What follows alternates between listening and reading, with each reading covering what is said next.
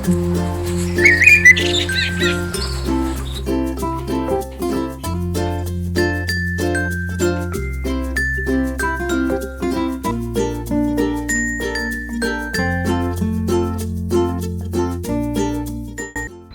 on a very first virtual Wanderlux journey. We are going straight into a home of JAGABABA. Just recently I visited their studio because they organized cooking workshop and we did homemade pasta from scratch.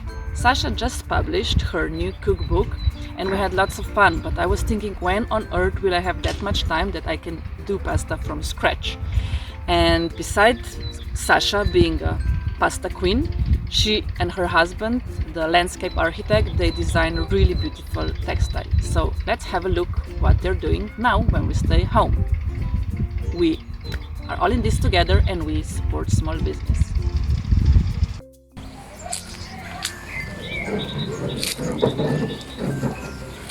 Hi everyone, we are JAGABABA, family-run business, and this is our studio in a small village near Ljubljana.